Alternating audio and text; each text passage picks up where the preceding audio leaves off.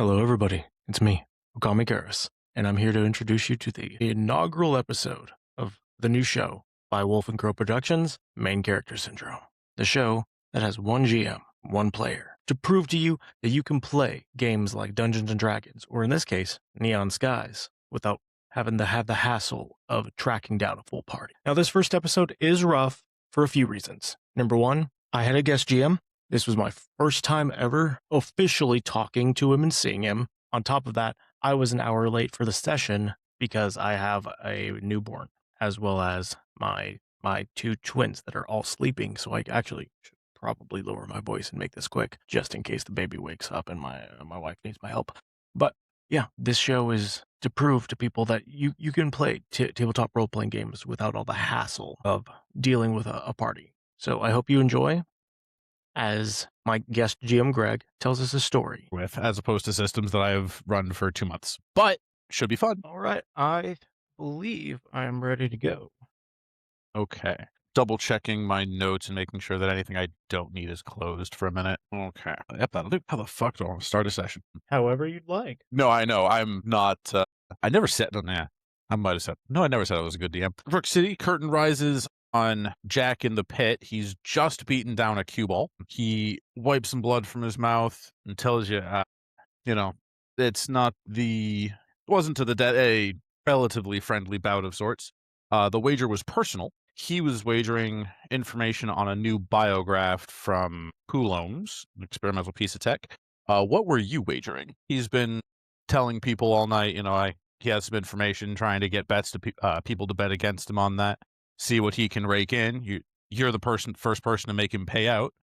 But what'd you put on the line? You would probably put up something along the lines of like maybe a hash that could get them onto Phylinx's servers if they wanted to. Okay, yeah. So he's a little disappointed that he doesn't get the payout, but that's how it goes in the ring. And with your record, maybe you should have known better. But he pulls you off to the side for a drink, and he explains he doesn't know what the piece is. He knows it's experimental. He knows it's cool, or at least so his contact says. But they're going to be delivering it via a shitty little pizza van through. Let me pull up that's what I should have up. I should have my map up, because I don't actually know what this place looks like anymore. Shipped from somewhere near Site 3. Do you have a map of Brook City? Not pulled up. Give me 1 second. Okay. It doesn't matter too much, but from the north end of Brook City down... It's the explosion, right? Yeah, big crater. Coulomb still is apparently still using that as not quite a black site. They know they're there, but some of the more experimental tech is still on the fringe of the city. But they're going to be shipping that downtown for a presentation. Should be plenty of opportunities for that to be intercepted. He gives the information he has on the... Well, you can either get it from him or you can get it from there's a broker in the bar as well, basically to act as a middleman for bets, make sure both, whichever side pays up. He would probably go with the broker because they're more reliable on the payout. Broker confirms everything he told you. So then there's if you'd like, we can proceed to delivery is going to be tomorrow. Slightly urgent on that. Yeah, we can go ahead and do that. If you'd like, we can go through downtime and you can do whatever, or we can jump to that. I'm okay with both of those, but I could do downtime. I will. Okay. Hey, Maya. All I know is they're different from the PDF ones. By like 1 or 2 pages, usually. By just enough to make me hate searching. The page numbers in the book are also wrong. I saw you had Investor as well. Given you have Investor, I would also start with downtime and get those extra unis in your pocket. There it is. 110 of the book has the downtime page. 10? Neon Skies official dice. Picked up those, and then I found these at Walmart, if it'll focus. Little digital Very text. digital. Yeah, I was considering getting a set of custom ones with that font in green. Found a site that'll do custom dice, and $5 a die did not work out for my budget. I rolled a 2. Nice. So I Paid gained for upkeep. 400. Right, investor. And then he'll just go about his day job. Okay. I'm pulling up your character, so I have a reference on that as well. Shouldn't need it, but... Yeah, I was saving the one I sent you because it deleted the character sheet from my iPad again. I really need to get a new tablet. Mine's 10, 12 years old, has a battery life measured in minutes. That was day job. You have 1 more action. No reason to code. He hasn't done anything with a vehicle yet, so there's no reason to garage or patcher. He'll go to a party. You want to try? I was about to say, you want to try to party? So I do I run party slightly differently. As written, party is if you succeed, I give you information. I give the player the option to ask me a question, kind of like a divination. If they don't want to ask anything, I will just give them something useful. But if there's something you want to know, I'm happy to answer that if you succeed. That makes sense? Yeah. Just trying to think of if Jack would go to a party looking for information or just unwind. I'm still okay with, well, you'd get the role anyway. Yeah. And Yeah. I'm okay with it doesn't matter to me if the question's like out of character because it's still you choosing that action in a Yeah. meta sense. You have like all my favorite talents. I very much like. Here to have anything that can boost soul too. I'm rolling 2s today. I have the World of Darkness dice curse. The more dice I roll, the less successes I get. Anything over 5 dice, I don't even need to roll. I don't get anything. That is yet another game series I want to play. I have a physical book of vampires. Haven't got to play it yet. I will mention that because you're going to be sleeping, your knack and Deus Ex are available if you want it. If you don't want to worry about it, that's fine too. Jack's fine to head out and chill and just see what the night brings. All right. Okay. So the actual start of our adventure, Scene I starts with assume. Jack getting in. It was restored 1987 Ford Thunderbird. I had to look up what that looks like. Cranks the engine. It's out of breath. Also, this is a gas car too, Yeah. not MSM. Okay. Backs out. I have a page with the vehicle chase, which I'll do my best to track on that. Actually, let me get another set of dice. That's what I need to do. What color is his Thunderbird so I know what color die to use for him? It is kind of like a deep purple. Okay, I'm not using a Neon Skies die, but what do you mean the pack of playing cards isn't open? I need to get the dice strip. I forgot to grab a dice strip. Haha, instant combat tracker. And by that, I mean I have 3 magic cards on my desk that I'm going to use to represent the 3 zones. Sorry, what? I laughed. I have an instant combat tracker, and by that I mean I have 3 magic cards that I'm going to use to represent the 3 zones, and I'm going to move dice between the backs of the cards. Well, I can't use the books page because I need that for reference if I need it, and I have a picture, but I don't have tokens to move across it, so I'm projecting the image onto my desk and using magic cards like a professional. We do what we gotta do, man. Okay. I'm gonna pull my map again. There we go. Are you going to? Are we waiting for it? Are we gonna? Yeah, are we looking to? You're gonna be cruising around the city looking for it. We're gonna pull over. I feel like Jack's the type that would cruise around looking for it, who's waiting for it. We're sharking around. Yeah. Okay. Yeah. Soon enough, right where you were told, you see a shitty ass beat up pizza van. It matches the description given. He would just slow down, try to inconspicuously pull aside and watch it. Well, roll mind for me, and I'll let you use perceptive. 1 success. That's no pizza driver. This is your car. He does also look a little bit antsy about the fact that someone seems to be sticking to him. He's going to push his van maybe a little harder than he should be, and we'll call that moving to floor it for the start of our combat here, or vehicle chase, rather. Seeing him do that, he would instantly, using stunt driver, swerve. Okay. Switch over to swerve and begin the chase. Fantastic. Share. I'm so glad I ran through this like a month, whenever ago, so I don't remember shit. Actually, yeah, I can just share this one. You mind if I play, get some background music going? I got some going for me right now. You can play whatever you like. Okay, fantastic. Roger. I won't worry about you. I'll just do for me. Shit, turn that down too. Okay. So go ahead and sling to see if you damage it. It has a base frame of 6, but again, this thing has seen better days, so its current frame is 3. What am I slinging? Because like I said, I have a vehicle chase before. Yep, no worries.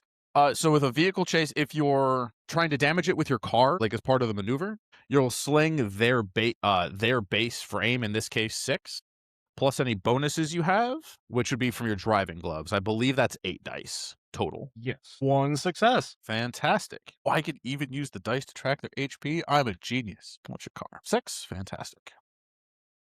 Okay. Just the one driver. He's going to brake and try to, maybe if he scuffs your paint job off enough, you'll call the chase off. You have a frame of 6 as well. He has no driving gloves. So he's going to move to brakes to try to damage you. You want a stunt driver? Yeah, I'll go ahead and stunt drive and swerve out of the way. Okay, you move to floor it. He's has no hope of hitting you. That brings it to your turn again, just the 2 of you. Nice. If you have ranks in stunt driver equals number of enemy vehicles, you can't get hit. Fun fact. Unless they pull a gun, but... He's not going to let anybody slam into his baby. 1 success. Again. Very nice. He's down to 1. He's going to move to floor it to try to leave. If he makes it to the next round, that's going to be it. But no, he has got 1 more. So 2 rounds in floor it, and he'll get to escape. I'm going to floor it with him and try to keep pace. Not let him escape. You wouldn't happen to mean swerve to damage his vehicle. Yeah. I'm Okay. not letting him get out of there. Yeah. I don't statistically, if you fail both of these rolls, I'm out of an adventure. But I don't think that'll happen, which means that's guaranteed to happen. Hey, sometimes you get a TPK right at the start of the adventure. I have a backup plan. We'll see how it goes. That was 2 successes. Perfect. How do you want to take him out? He's going to get right up against the bumper and like one of those like NASCAR spin outs, just like nudge him with the corner, and the van just starts flipping. And Perfect. Absolutely love it. Okay. Van is definitely out of commission for this foreseeable future. he's going to slow down, get up close to the wreck, not step out, crack his knuckles. Do Cyber Knuckles still crack, or did he make sure that they could? He made sure that they cracked. They got like little nitrogen pockets in between them. There's a little knuckle cracking button for the sound effect. Oh, I love it. And as he steps out, cracks his knuckles, he says that little catchphrase that is on the pic that I made from ChatGPT. In the boardroom, I don't understand. I do hate ChatGPT, but oh my god, like Gen AI, but it's perfect for character generation like this. Like I can even show you the picture that I sent it to use as reference. It's one of the ones from the book. It's the one where the guy is using psionic powers. It's absolutely fantastic. Okay. Okay, so you're walking toward the van. Yeah, he just very slowly, hands in pockets, just one step. Gets up, crouches down, and just peeks in. The front? Yeah, he peeks in what would be the remains of the driver door, I'm guessing. Yeah. Shouldn't have ran. So front door, driver's out cold. You do hear a noise coming from the back, though. He hears that, he would get up. We're talking like classical electrical van with like a pizza logo spray painted on the side. Is it a peel off, or is it actually spray painted? Like they used put a peel over, and then it shows their actual company logo underneath it. No, it's a pizza van. No, it's an actual pizza van. Okay. The intent is that it's not a culprit vehicle, so that hopefully they can stay a little more incognito, as long as people keep their mouths shut about moving experimental tech. Hearing the noise, he just grabs the door to the back and tries to open it. Is it locked? No, it can't be locked. It's more of a matter of how mangled is the door to where it'll just open. It's more on the mangled closed side. You give it a pull, and then with some help from a kick on the inside, the door does open. They have a guard in the back. His skull's a little rattled from the rough and tumble too, but he does have a gun trained on you. It's an Apex Trident. You recognize it an Apex Trident. It's a energy rifle. Would I be able to attempt to disarm him using my Muay Thai as an ad hoc? Just like quickly, just. Sure. Yeah, go for it. 2 successes. Okay. So his gun is no longer in his hands, but he'll say, like, I don't know how you heard about this. Back off. I'm hired to deliver the package. Delivering is what I'm going to do. You're not going to stop me. He puts his fists up, and he's going to try to fight you. So we're going straight from a vehicle chase into a combat here. Jack just breaks his smile. He's like, I will have him go before you for combat, so that's perfectly fine. Only has 3 dice for close combat, or for punching. Is it 3? My tie ranks are wrong. Yeah, it's supposed to be 6, because I had to lower everything by 1, remember? Right, it's hands plus ranks, so you should only be at 4 or 5 if you're doing 2 hands. Body plus 3 ranks. No body plus. When you attack with a weapon, you sling hands, so that just the number of hands you're using, whether it's a 1 or 2, and you add your ranks and things. So it should be 4 for your Muay Thai, but you get 2 hits with it, or 5 in 1 hit. Yeah, he only has 2. I lost the dice, What was but it's still 2 successes. Okay. Did he? Nope, he didn't. So you fend him off on that one. He's very shaken. He was hoping that, he could get paid. Use my maneuver and hold. And that'll give you an extra 2. He won't have them. For flavor, he's going to attempt to suplex him. 2 successes. So he's down to 1. That's another. So he didn't. So you'll need to roll for armor piercing. See if you managed to suplex him through the protective gear in his helmet. That's a failure. Okay. Helmet braces him. Maybe there was a nice little patch of grass there. Brilliantly executed suplex. No dice on the damage though. When you knocked the gun out of his hands, did you take it, or is it like halfway across the parking lot? He took it and just threw it behind him.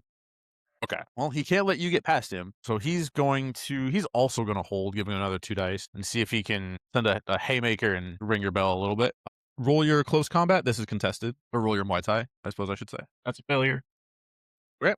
He did 2, so remove a die and go again. 2 successes. Yeah. Still rolling too many dice, apparently. You have this guy clearly outmatched. He can't seem to land a hit on you. And I'm just still hold right there with him, and I'm gonna try and spike him. Okay. He has a cyber of 2. And Okay, I should try rolling more dice. It's contested, so remove a die and try again. He's on his last one. If he fails, which he did, failure. So doesn't matter. Okay. He puts up a defense, but it's, you struggle a bit, but he does manage to get through. My last session, I rolled a total of like 50, 60 dice with like 1 success total. I was really hoping that wouldn't go through to today, but you might just have the easiest time of your life because I can't succeed to save. I think it's a GM curse because I constantly roll like Will Wheaton myself. I ran the Haunting for a friend of mine. My DM NPC, because it was a duet game, they got through. You've played the Haunting? I know about it, but I haven't played it. Okay. So you're okay if I talk about the adventure a little bit? Yeah, that's fine. Okay. So she got thrown out of the window by the bed and naturally went unconscious. So my DM NPC, I'd had the landlord show up. Like, okay, I'll roll first aid. Crit. Nice. I see how this game is going to go. Okay. So our security guard here, who is now at 1 wound left, he's going to move back into the van and pop open and see if we can. He's going to try to get the goods out. See, it seems like if he's going to fail to deliver them, he's going to use them to protect them, if that makes sense. He's going to see if he can wield this item against you somehow, but you'll have 1 more turn to stop him before he does that. So seeing him go for something in the van, Jack would rush him. Yeah. I guess that would be switching maneuver back to skirmish, and sounds good to me. that is 1 success on close combat. Rushes him. How do you want? Just right in the nose with the steel knuckles. Down and out. What? Box is open. Jack would just look at it, at his work, and then just go up to the box. Oh, I did. What? Jimmy. So when I plan games, I plan an outline, but the problem is that I don't always fill in the outline. So I have the vague description of what this item does. I don't have the numbers for what this item does. If you give me 30 seconds, I will fix that. I'll leave it that one. Good. Fantastic. So since he'd open the case, you have the hiss of it, the hiss of the air as the lid starts to come up. The lit box, because how could the presentation be anything less than spectacular for a piece of experimental tech? It's, do you know the shoulder, chest protectors for archery? Yeah. Yeah, it looks a bit like one of those, but with a portion extending down the arm and a part. So it's a chest protector, has with 1 arm attached, and a section that seems to a bit like a scouter from DBZ. He'd pick it up. Yeah, and put it in his pocket. A bit bigger than that, but you could probably find a bag or. Oh, actually, no. He would just close the case again, pick up the case, and then go take it and put it in the trunk of his car. Works for me. 1 more job done. And I guess at that point, would he have to contact the broker or the client? What are you looking to do? Well, yeah, let me ask that. What are you looking to do? Or what's your question, I suppose, might be the better way. Find out what he's supposed to do with the So the next. Okay, let me go back half a step to go back a little bit back in time to the bar or the pit.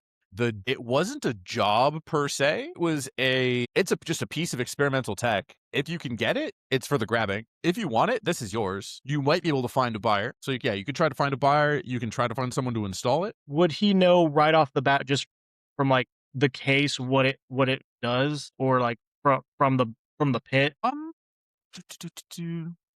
Because if so, he might go. If not, he might go ask the patcher what the experimental tech would do. The cue ball didn't know exactly what it did, and rather so the broker didn't have this information for you. But the hope that Coulomb had for this piece of tech is to help level the playing field for RCPD and give them an edge over any situation they might come across. Being as Jack's goal is to become one of the MVPs of Rick City corporate world, he would probably go and take this device to the competitor of whoever manufactured it.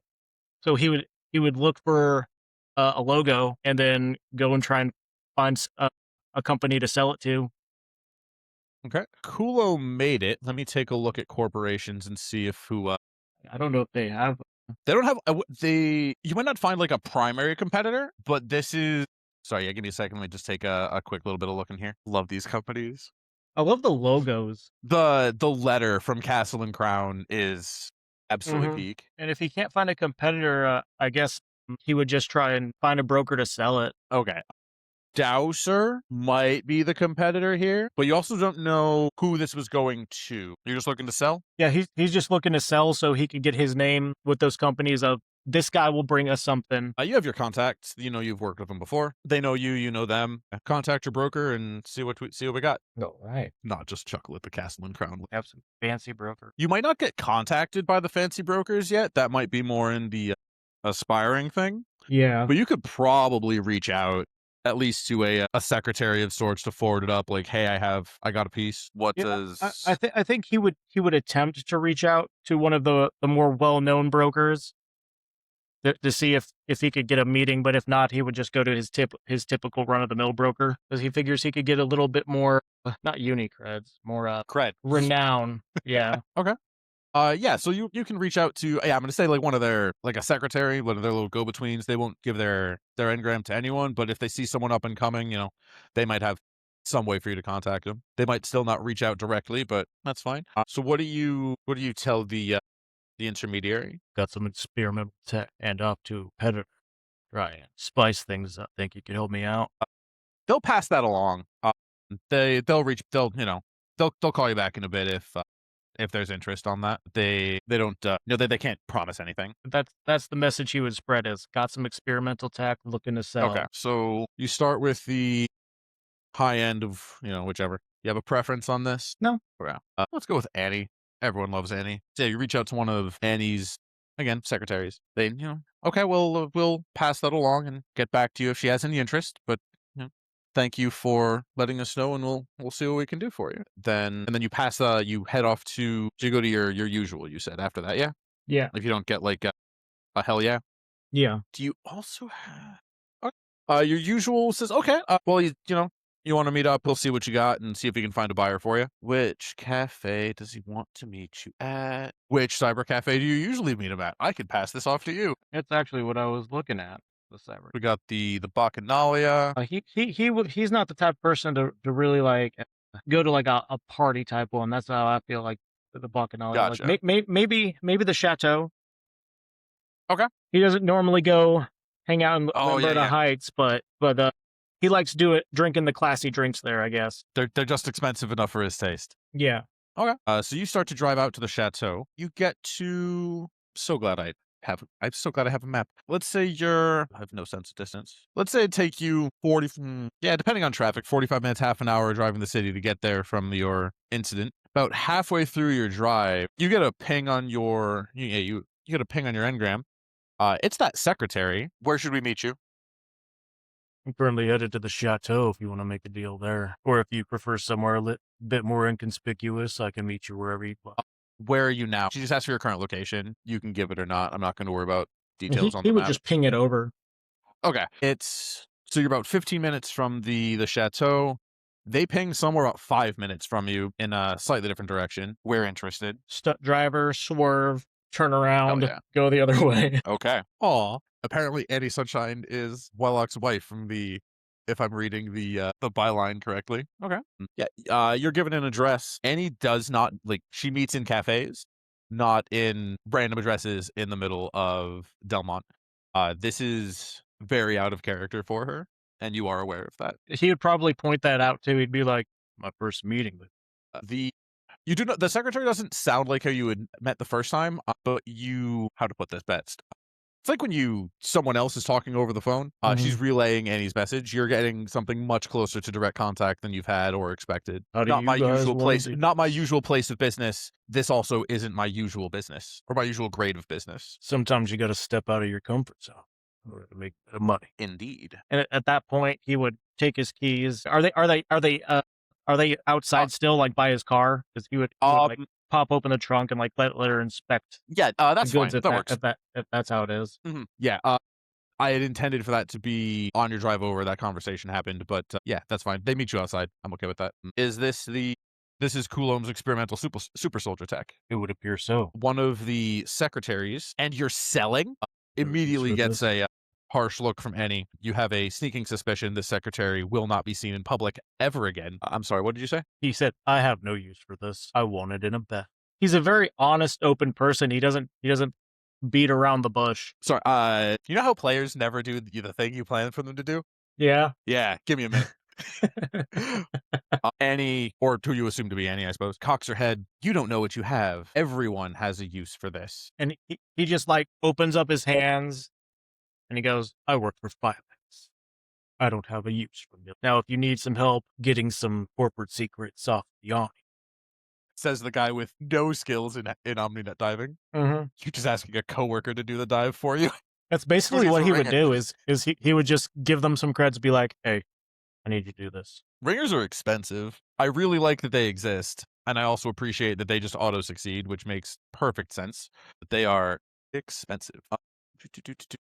Just want you to use the super suit, bro. It's all good. On the plus side, I don't need to stat what it does anymore. Oh yeah, I'm a very cards on the table GM. Like I keep surprises, but I can't keep surprises for long. They're way too much fun for me to talk about. Jack has no want to become the super soldier version of David from Cyberpunk Edge Runners. He doesn't want to wear a super suit. During the climax of it, they put him in like this gigantic military super suit. Gotcha. So Annie doesn't have a buyer immediately. She knows she can get one, but she is mostly shocked to see this piece of tech in front of her. He looks at who he assumes is Annie, and he says, "She's the one in a veil. That's Annie. I want to shake up the corporate world. Get my name out there. This seems like the best way to do it." She does scoff a little bit at that. Yeah, okay. She'll find a buyer, but it might take. But if she's, do you want a? She asks you if you want a fast sale or a good sale. A good sale is preferable, but if fast is all you could get me, if fast is what I'll. Okay. Now that she's confirmed the good, she mentioned she has. Once she leans over. One of the secretaries whispers to her. She has 3 buyers at the moment, potential buyers at the moment. How long do you want to wait? What's the cutoff for effectively the bidding war that's going on right now? Knowing now, after having this conversation, that this is a hot commodity, he probably won't want to hang on to it for very long for risk of people coming after him. Let's say 3 days. Okay. Holding on to something like this for too long will put a sight on my. Occasionally, I'm very clever.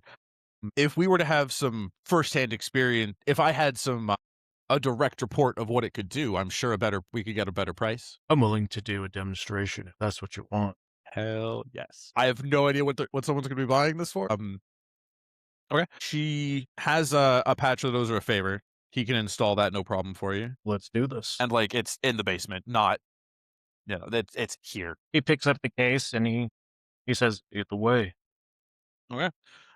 Pick one of your biografts, and I'm also going to tell you one of your ciphers to get rid of. The install is slightly more complicated than usual. The plate and sleeve easily hide under your jacket, and the scouter folds down to your collar. It's pretty inconspicuous and could certainly be passed off as a slightly fancier Livewire reticle. I'll get rid of a Mind Lance and the deep learning module. This is significantly more intrusive than you're used to for Biograph. There's a lot more going on, but as the patcher wraps up, and I won't have you sling for System Shock. This is Annie's guy. He knows what he's doing. You're in good hands. Even if you got the System Shock, he would patch it. As it starts to word a life, you hear it here, or it's like someone has your engram and is talking to you, but this isn't someone you recognize, and certainly no one you've given your engram to. Hello, thank you for install. I am Adam. What's our? Is that and so like in his head? Hmm. Yes, it is. Okay. I was really close to naming it Jarvis to give you a slightly better reference on this. I need a product demonstration. Okay. That's exactly what he would say in his mind back. He said, "Yep, need a demonstration." Let's begin with a baseline. So Annie has you. Okay. We're gonna montage this a little bit. Okay. But so she pulls up. Suppose she mentioned something about it making you a better shot. She points out a couple. She points out a target. Has you shoot them without. You're decent, but not no crack shot. Yeah, he's only got 1 rank in ballistic firearms. He doesn't use weapons that often. Right. So after those, you explain. Tell Adam what you're doing. It says confirmed. Consuming one MSM. You notice a little meter go from 3 down to 2. You take another shot, and I'm going to tell you have 3 ranks in firearm ballistics. Okay. You move on to how to best. I don't know what to call this, but like a little hacking training toy. Yeah, hacking training device. Multi-tool is what I would call it. I was thinking the A hydro spanner from Star Wars. yeah, something closer. Like actually, I think what came to mind was the stupid stick placing Vulcan game from Star Trek, but it's a hacking game. You can display your scores and everything else. So you hack into that. Let me check Jack's stats so I know what I'm telling you is accurate. You have a cyber of 3 and nothing for hacking. So again, a decent individual, but you're not particularly talented at this. You explained to Adam that now you're hacking or you're doing a hacking thing. Says confirmed. You lose another charge, another MSM, and you have 2 ranks in Ace Hack. This will give you skill ranks in talents that you can reassign for an MSM. 2 ranks in a talent. In talents, you can split them up if you wanted. So like you could put one in martial artist and one in gritty, for example. Just looking at what you have, so like you can cap martial artist, then get another rank in something else. Marking this down. And it 2 ranks in talents for MSM expenditure. Yep. They're not per use, so it's not like they last for the shot or the punch. They don't last for the scene. They last until you change them. Yeah, I figured it was something like that. Yep. Okay. Additionally, they don't have you test this part, but you can explain the functionality to them. It has a port where you can install a booster and use that no action required. My thought was, how do we make sure that a single character can do whatever we need him to do so that he could solo a Neon Skies adventure? My favorite character from D&D 3.5 at the beginning of the day could rebuild into whatever he needed to do. And I mean, he could play a paladin one day and then the next day play a spell like an arcane trickster rogue wizard thing. This was the worst decision I ever made because at level 2 I had too many choices, but oh my gosh, it was fun. Most fun I ever had building a character. That is quite the character concept. He is the perfect 4th man to the party. We need a cleric. Channel divinity. Next problem. Oh god, we need to punch things. Okay, cool. I'm a monk now. Like when I explained this to one of my friends, he said the better way to build this character was to play a wizard and pick spells that made you and pick the right spells. Yeah, that's one way to go about it. Yeah, wizards are dumb. But yeah, so that's why. Yeah, not Super Soldier might have been selling it the wrong way, but that's what this does. Because realistically, this tech is going to sell for like an easy 5 digits of unis, personally. Actually, it might cap out near power armor on that. So I think power armor is 25k. Yeah, I think power armor is. Yeah, 25k. As you demonstrate, and whether she's streaming it or just like sending out narration, the initial early bids of like 2,000 were very much talking in the 10, 15 by the end of your demo. After he's done, he actually goes up and he goes, "This would be very in the wrong, fun in the right buy." How would And you like respond to that? I think during the demonstration, he would even go about like explaining like how it's making his body feel and like all the stuff that it's doing that they're not seeing.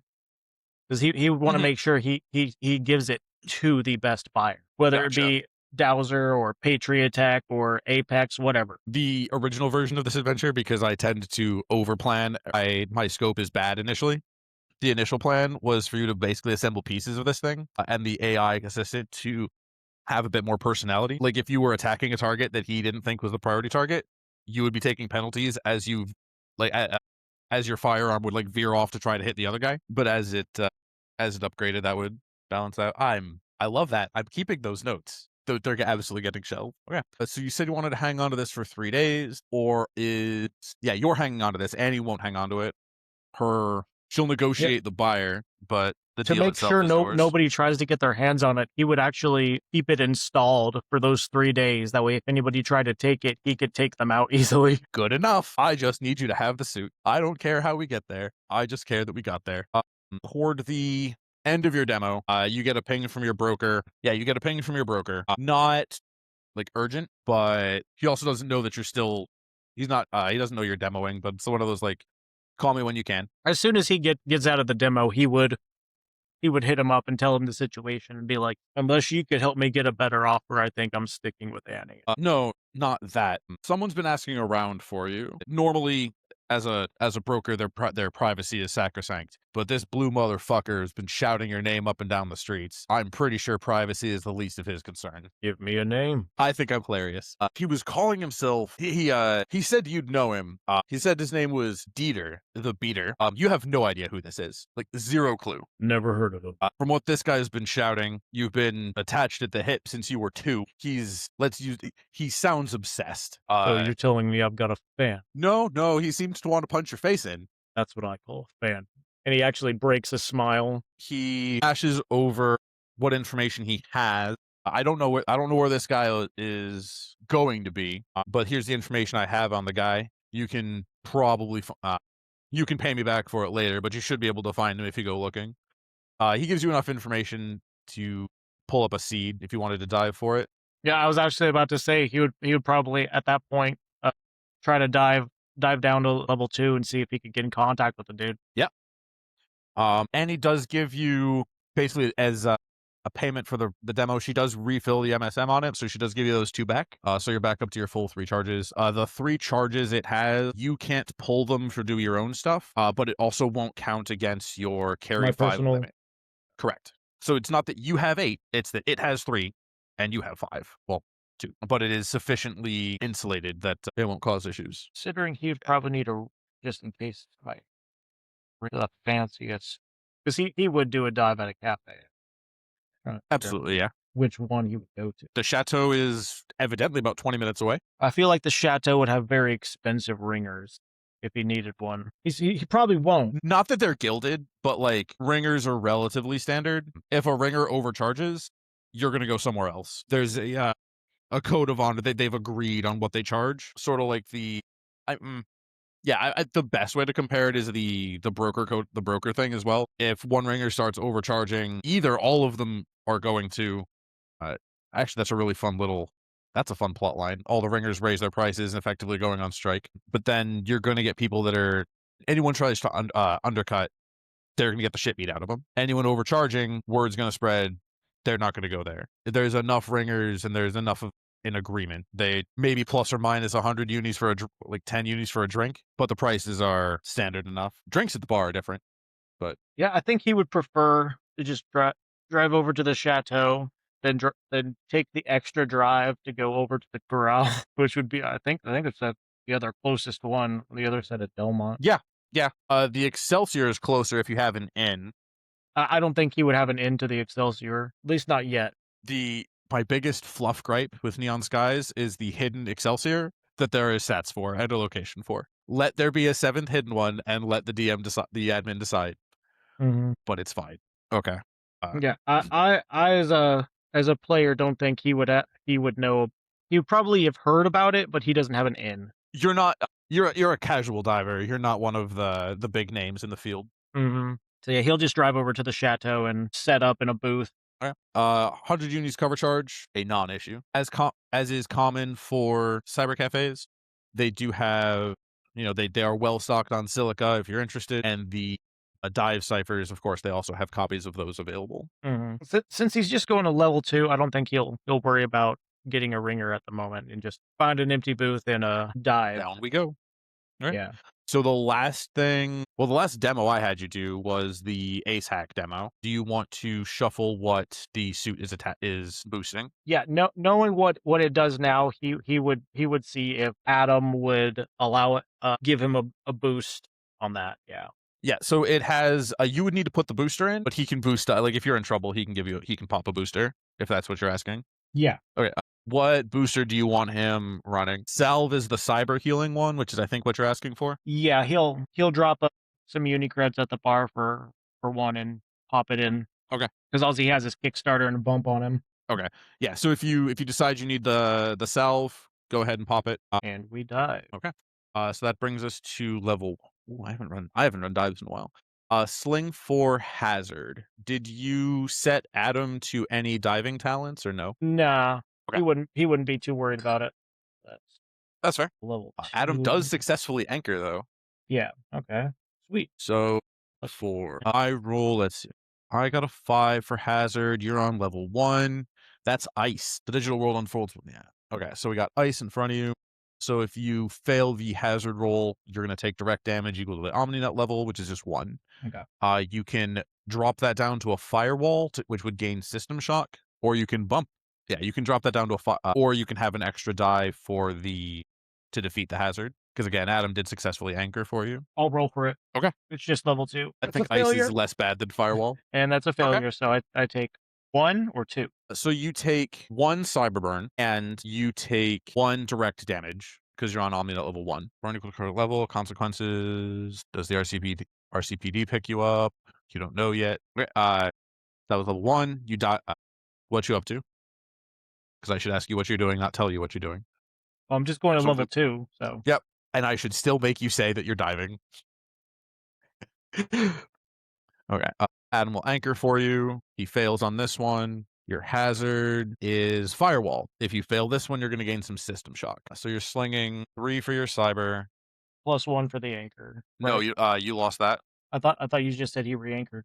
No, he failed to anchor this time. I'm sorry. Okay. That's a failure. And then so system shock. So roll a d3 to determine where that ends up. It's a 1. Okay, so that's going to hit your mind. You're going to lose access to one of your ciphers. That is to say, you're going to uninstall one of your ciphers. Adam is going to chime in. You seem to be having a rough time, sir. Would you like some assistance? What the hell? And he'll The Net Sage lets you reduce the hazard further. Clean Coder gives you bonuses to fend off the hazard. yeah, he'll put it in clean coder. Okay. That'll be 2 ranks in clean. So that'll be 2 extra dice when you're slinging to fend off the hazard. But I'm on level 2, so I'm where I am. Okay. He will now attempt to use the seed to try and find this guy. So you're at the level 2, the SecNet. This is the social media layer. Yeah. He comes up pretty quick. Yeah. So his name's, well, you'll get all this when you surface, assuming you don't bail. I'll give you, okay. You get your information and I'll give it to you if you get to the surface, which you probably will. All right. So dive back up. Right. You bail. Fantastic. We got a 6. That's a demon. If you fail, you are ejected. Okay. Yeah. Adam does anchor you, so you can drop that down to ice. Yeah. You don't want to try and hold on to that. Yeah. You have 3 tough. Yeah. Yes. Yeah. So even if you fail on this one, you're not gonna lose the die. Like you won't lose the data. So you should be okay. That's 1 success. Fantastic. Recognizing what the ice has done before, you managed to bypass it easily enough, and I assume you bailed to the surface? Yes. Okay. So yeah, let me get my character sheet for this fucker. So yeah, Dieter the Beater von Dirkschneider. This is a character in my other campaign. He seems to have something very explicit against you. He works for BDM, Big Data Management, and so he was a rising star like years and years ago. And then he just like everything he did, just for some reason, every project he worked on, he just starts to rant about his star is on the decline. He starts to rant about you at about the same time. The rants take a little while to pick up, but he is, again, obsessed is absolutely the right word. If it were possible, it seems like this guy would absolutely be blaming you for the Kepler syndrome that's risking the OmniNet as it stands. He everything that's wrong in this world, he seems to assign to you. He tends to hang out. I hate that I don't know Brook City well enough. You find where he tends to hang out. I'm not going to about location now. We'll find that in a moment. No, because you don't have a way to contact him. I think cell phones should still be a thing. Like even if like engrams exist, like having a way for people to publicly reach out to you without having handshaken or without a handshake seems reasonable. He would send him an email because he's a corporate. Yeah. He would send him an email. Yeah. You absolutely find his email address. What do you want to say in your email? I'm trying to decide if he would try and keep it as corporate as possible or just start like calling him names. Probably say, I hear you have a problem with me. Let's deal with this face to face. And then he would probably include a hash to a location to one of the fight clubs that he frequents. Okay. And you click send, and I'm gonna say click. But in about the amount of time it takes for your mouse to come back up, you get a response. Between all the profanity and name calling that he engages in, there's not a professional bone in this guy's body on this one. You get the idea that he is absolutely willing to beat the shit out of you at said fight club, and he is on his way there. And Jack would climb into the Thunderbird and drive over. Okay, make it there uneventfully. As you get out of the car from outside the club, you hear this voice screaming about how Jack is finally going to get, what he deserves for well, he'll show people what Jack's actually, what Jack's actually worth. Settle this once and for all. And it doesn't repeat. It's constantly creative, and he is not happy, but very eager to apparently pound your face into the pavement or sand, as the case may be. I haven't even exited the car, and I already got to hear you running your mouth. And he stands up, closes the car door. There we go. I know I wrote down something on that. The problem with brainstorming with the wife and having a Google Doc and having an Excel sheet for stats, sometimes your notes don't end up in one pile. I keep most of my notes right here in the old noggin. The rest of it is just an outline of the things that I hope happen, because I know, as you said earlier, your players never do what you want them to do. So I just have bullet points and hope I get to reach those bullet points. The rest of it is just improv. Because I had written out I thought I had written out a couple notes for explicitly this guy to say when he sees you, and I wasn't sure if I could find him. I did not write out a couple explicit things to find you, but as you start to come into the crowd, they recognize you. They part like the Red Sea as you come into the crowd, and this blue bald guy, this motherfucker. I launch a project about 5 minutes before I hit submit. Phalanx hits the same thing. Who am I? I'm the beater. This asshole is Breaker, and he has the fucking gumption to be named it instead. He's been in your shadow for years. He had a long-standing win record at the Fight Club, and yours has been just +1 the entire time. This guy has, his company starts to submit some paperwork for a new product, only to find out that an hour before you finished your presentation and your paperwork got approved and your version got approved instead, the universe has come down and said, you, sir, are not as good as Jack Breaker. Jack will walk up to him and he'll say, I don't think I've been formally introduced. Name's Jack Breaker. And he'll actually extend his hand for a handshake. Have we met? Because you seem to know quite a bit about me, but I've never even heard of it. With every calm word, a vein in his forehead just throbs harder, that realizing that you're not doing this deliberately. He hasn't even been an afterthought to your life, and you've been ruining his. He slaps your hand away and says, you think, you and your goddamn Thunderbird. He tells a story years ago he was working on his, goes to the parts store, and who bought the last fucking part I needed? Do you know how hard it is to find the right, I don't know cars well enough, but the right head gasket for a 97 or an 87 fucking Thunderbird? Well, it depends on which engine you were looking for. Were you looking at the V8, the turbo for the coupe, or the inline four that I have? Which one do you have?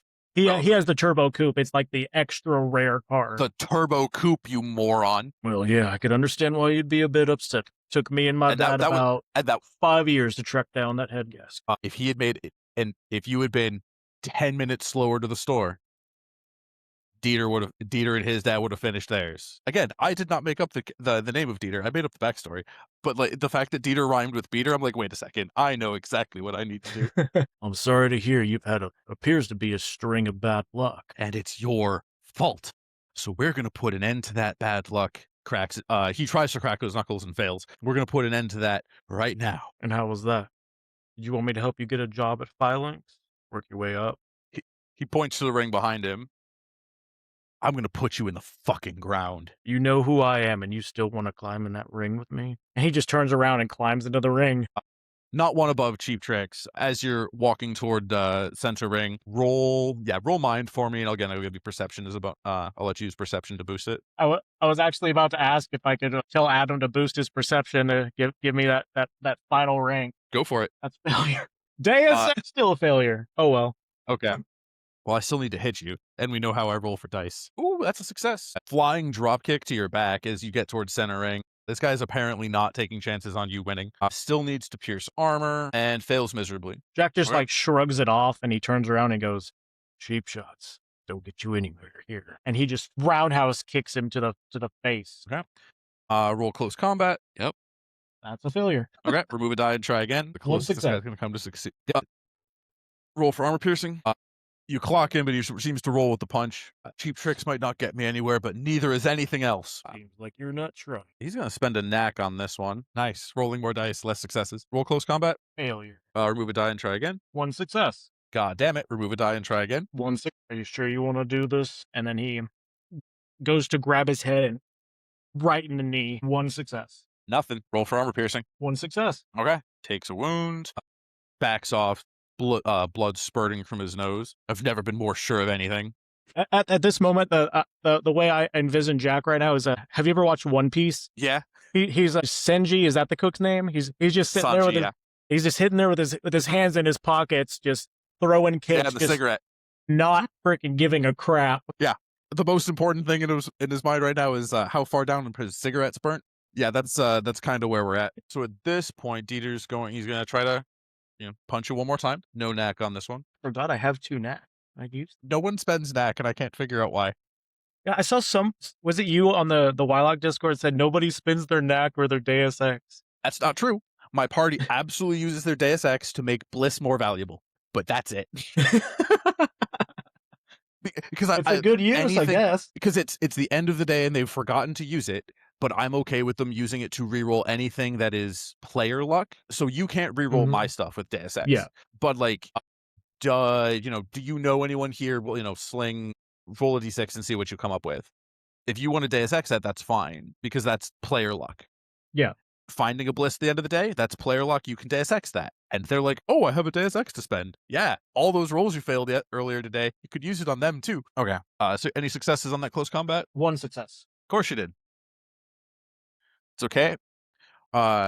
He has a backup plan. Dieter pulls a gun on you. He pulls out his legacy revolver. Jack will just reach into his suit vest and he'll pull out the Heritage. We don't do guns in this brand. You just got shot, so you might need to start doing guns in this ring. You have 2 armor. Okay, so I also need a pierce armor. Yeah, 2 armor. Wait, what type of gun is it? Because it's immolative. Ballistic. Yeah, it's ballistic. You have immolative. He does pierce armor, so we're talking probably that lower shot in the lower ribs, that section where action heroes can get shot all the time and just keep walking it off. Right there.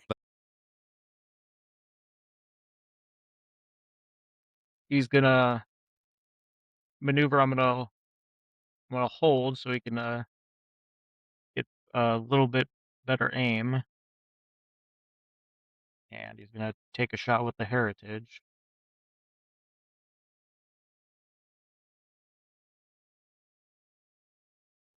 That is 2 successes.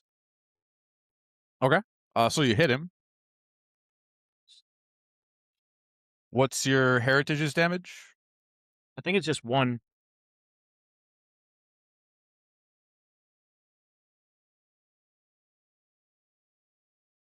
I did not write it down on this sheet. Yeah, I see you just got the 2 Mai Tai. You've also only been attacking once. I'll also try to remind you on that.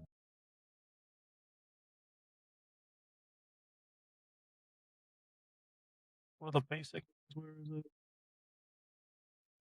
Heritage by Stearns Hawking. Yeah. Damage 1. That also doesn't get through his armor. It doesn't. Wait. Second hand, you want to? Yeah, he's gonna swing at him with one of his feet. Hell yeah. That is a success. Yep. No successes here. Pierce armor. 1 success. He's got 1 tough left. And I'm holding, so you get +2 to that firearm. Yes, I do. Won't make a difference. It's all going to come down to arm piercing anyway. I'm allowed to succeed 1 roll. I'm not allowed to succeed 2. It's the GM curse.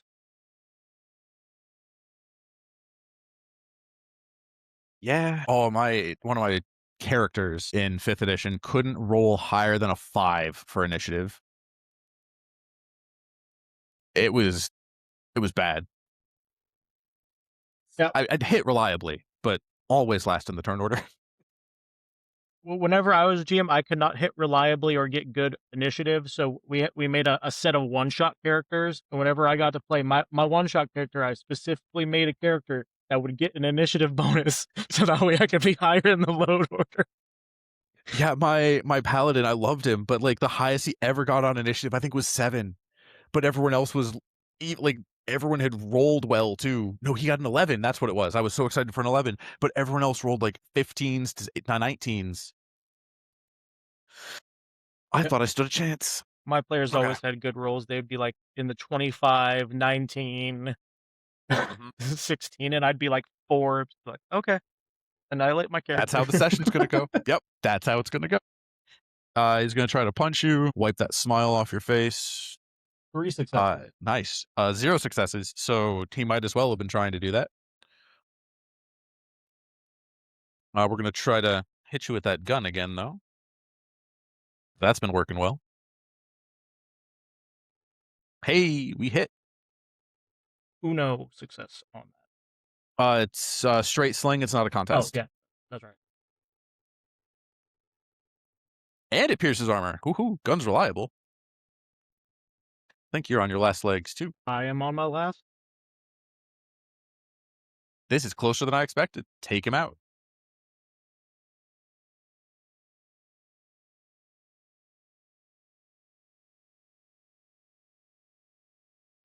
He's gonna try and roundhouse him right in the ear, try and make his eardrum explode. 1 success. Is that with the extra 2 dice for holding? You already got a success, so it doesn't matter. I also got a success. Remove a die and try again. 1 success. No successes. Pierce armor. Nope. So I heard the dice rolling as I was about to say, and don't forget you can spend 2 knack to auto succeed, or rather to get 4 extra dice, which I believe would have you auto succeed. I'll remember you got that a on my second attack, next though. roll. Yeah, I was going to say, you got a second attack. I'm gonna add one of those knack to this roll. Okay. 1 success. No successes.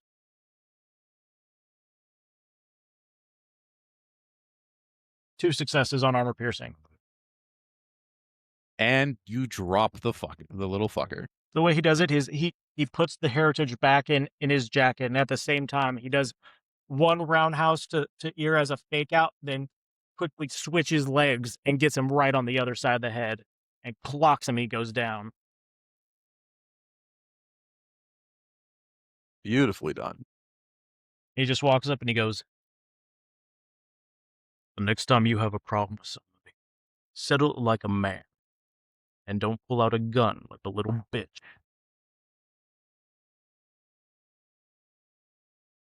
I don't think he heard you. I think He didn't care if he heard him or not. He wanted to say that just in case, and then he just message goes. received. He gets back in the Thunderbird and drives off. Hell. Doesn't stick around. As I'm sure if there is a small crowd, they're all going, cha, cha, cha. Absolutely. Or breaker. Mhm. Mm-hmm. Yeah.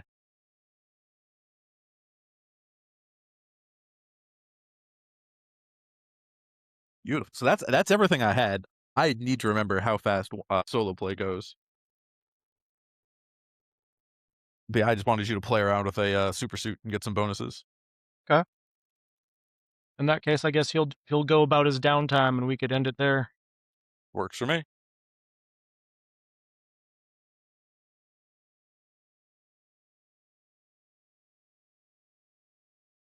Go ahead and do the up.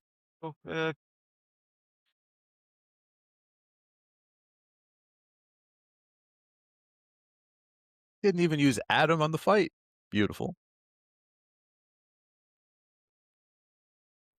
I also like. You've played like Call of Cthulhu and Delta Green. So when this guy built Dieter, he wanted to build a jack of all trades, except he literally spent 1 point in basically every talent. And this is the guy, and I mentioned this in the chat, like, he doesn't have a comfort zone to get out of. He just fails rolls. I've been there. And Because it's tempting, like, oh, I could be a little bit good at everything. Why am I not passing anything? he's gonna go see a Patrick get that System Shock. Cyberburn, not System Shock. Cyberburn will also go away at the end of the day. Oh, I got one System Shock in mind, remember? Oh, you did, didn't you? Damn, I forgot you went into that injured. I thought about using my kickstart to get my tough back up, but I was like, nah, it's just 1 point. It's fine.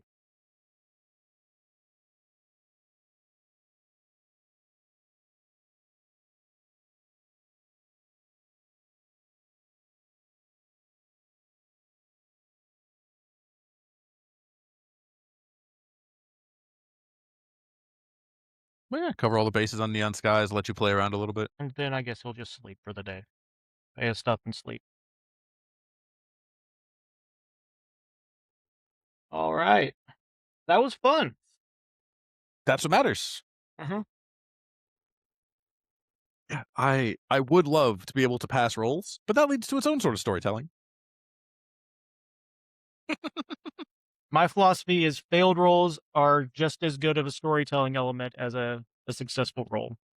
Yeah, they're much worse at inducing challenge to the players when the DM fails rolls, though.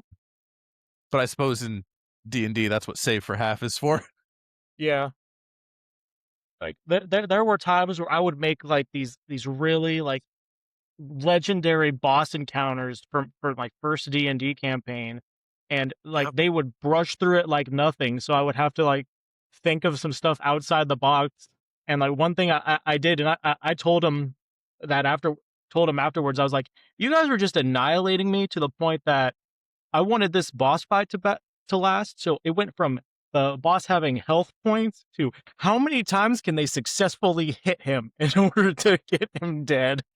Yeah. Again, I played a lot of 3.5. The general rule for that, because damage was player damage, they hadn't thought of like legendary actions or layer actions. I would absolutely port those back. But the general rule of thumb in my experience, so one, monsters have maximum hit points, none of this average bullshit. And I generally recommended doubling it for anything that's supposed to last more than 2 rounds.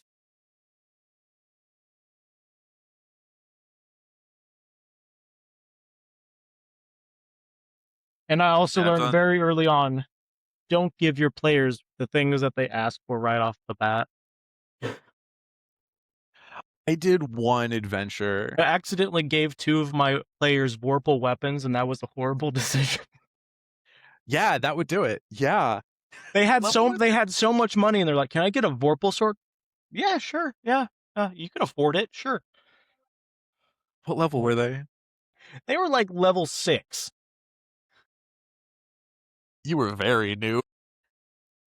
But to be fair, my campaign took place in the Elder Scrolls universe, so getting something like that would be very easy for those. That is reasonable. Yeah. They basically did whatever they wanted from that point on. So 3.5 had very robust crafting rules. Like you could determine how much a given modifier was worth, and it had rules for custom magic items. Like, oh, you add all the numbers together like this. Like you put them in this sort of formula.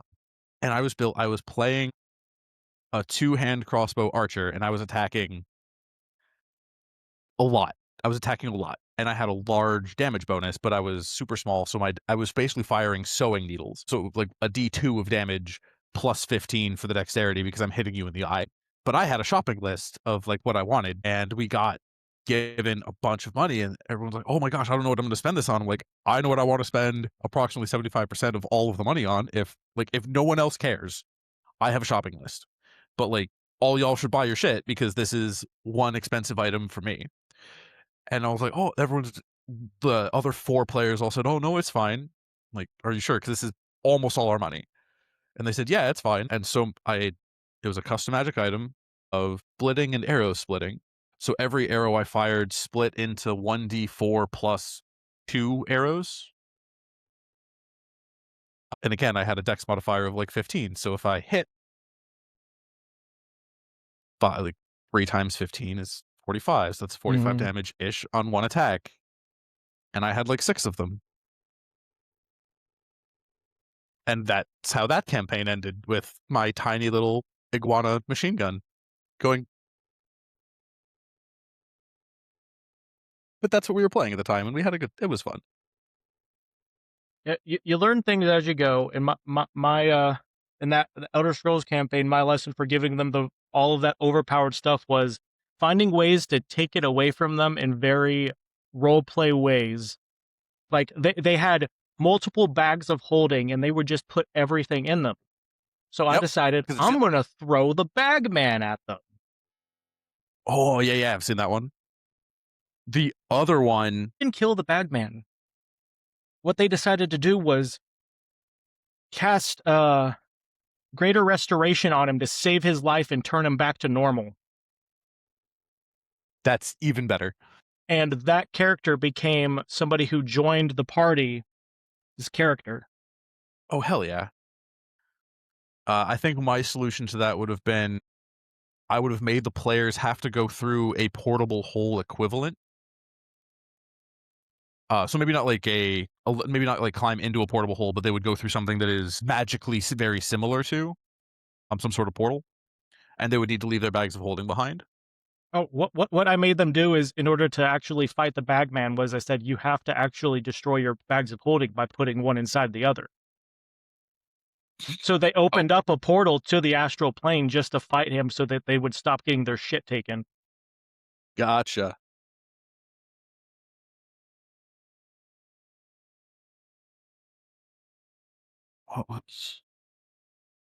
Yeah, there's some really dumb the going back on don't give your players the stuff they ask for. I did run one game. I saw it was a thread on the DM Academy subreddit, which I no longer go on to, which is probably good for my mental health. But it was someone proposing, because like in a one shot, you generally give loot at the end of an adventure, right? Mm-hmm. Well, this one was, what if it's like a reverse heist sort of thing? And so the plot for my adventure was it was two feuding like elder dragons. And he's like, they were a bunch of kobolds, and he's like, hey, I need you guys I want this specific item from his horde. I'm going to distract him. I'm going to teleport the four of you into the horde. I need you to get the item and get out. So I let them roll on random item tables to see what other shit they found and could equip. So these are like level 1, level 2 kobolds in, +2 adamantine full plate, Vorpal swords, wands of fireball, as they're fighting their way out through equivalent level kobolds, but like level 1 or 2 kobolds without the gear.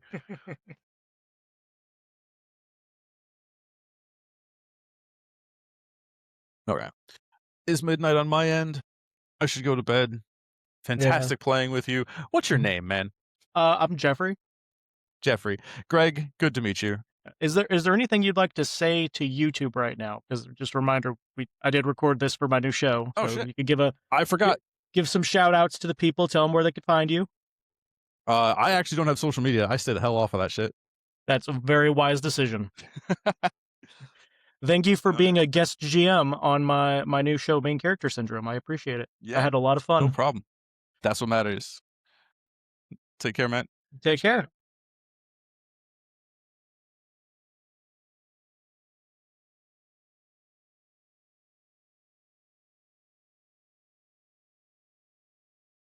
And as for you, you guys see if I can adjust to this so you guys can see Jack Breaker before I sign off. Just show you. Oh my god, where is it?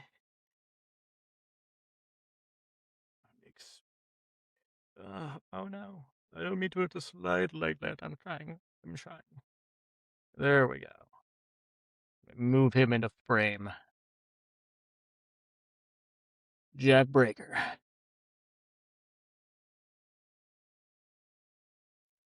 I hope you guys enjoyed this first episode of Main Character Syndrome.